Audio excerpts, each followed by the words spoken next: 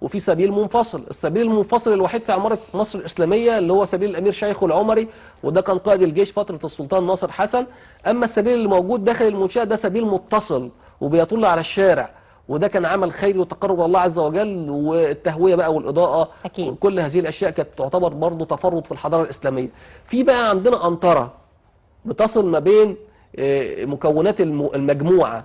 القنطرة دي هو عشان برضه بيراعي حق الطريق، فعمل حاجة اسمها الصباط أو الصباط، تعتبر قنطرة بتصل ما بين الملحقات بتاع المجموعة اللي الجنب التاني، اللي هي عبارة عن حوض لسقي الدواب، لأن الراجل ده شغل وظيفة أمير خور، كانت آخر وظيفة تقلدها في أواخر أيامه. أمير خور ده اللي هو الناظر على الاسطبلات، الناظر على الاسطبلات السلطانية، اللي مكلف بقى بتقديم العلف والأكل للخيول وكل هذه الأشياء.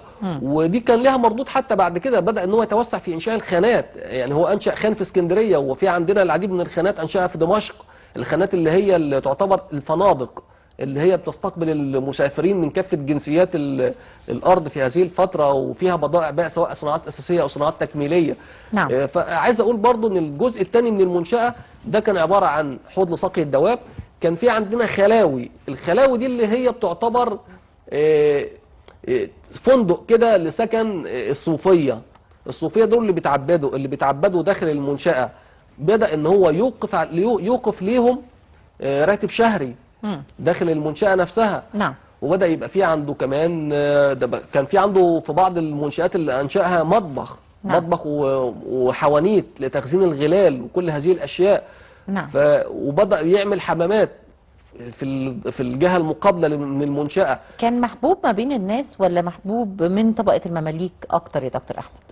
هذا الرجل بكل الأعمال اللي عملها وبكل الإنجازات اللي موجودة لحد النهاردة وشاهدة على عظمة هذا الأمير، ده بتبين أن هذا الأمير كان يعني مش بيختص فئة بعينها، ده كان بيستهدف في المقام الأول المواطن المصري، عامة الناس البسطاء. كان بيفرق الصدقات على عامة الناس وعلى البسطاء في هذه الفترة. كان محبوب بدرجة كبيرة جدا، وده اللي خلاه يعني تدرج في الوظائف دون وشاية، دون تنافس من أحد الأمراء في عصره، لأنه يستحق. كانت علاقة طيبة مع كافة الأمراء، علاقة طيبة مع السلاطين ما فيش، يعني قلت عاصر 8 سلاطين ما فيش سلطان من ال8 حاول ان هو ينكل بهذا الامير او يسجنه. يعني فترة كلها يعني اضطرابات، فترة كلها صعوبات، فترة كلها حروب خارجية، ولكن هذا لم يسجن.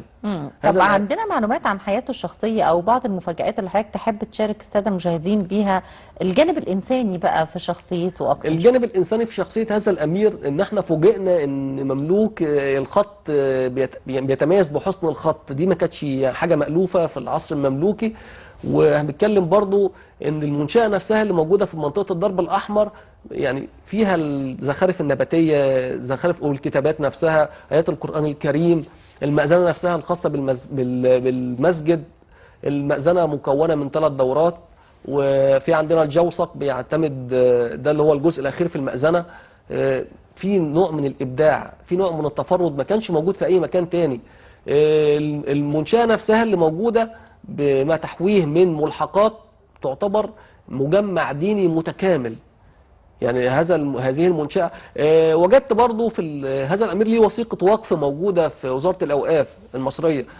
ليه جامع أنشأه في الدقهلية اسمه الجامع ده جامع الأمير قجماس بمنية بدر، بس هذا الجامع اندثر يعني ملوش أثر دلوقتي. طب ومنشآته في القاهرة لسه في منها موجود؟ المنشأة الموجودة حاليا المنشأة المتكاملة اللي موجودة عندنا في منطقة الضرب الأحمر. برضه حابب ألفت انتباه المشاهد، البعض بيقول الضرب الأحمر وبيربطه بموضوع مذبحة المماليك أيام محمد علي، إن الدم سال في المنطقة كلها وبدأت المنطقة كلها تتحول إلى اللون الأحمر. الكلام ده كلام خاطئ، والمنطقة كلها يعني كانت مشهورة بصباغة الأقمشة والجلود باللون الأحمر، لذلك تسمت بالضرب الأحمر.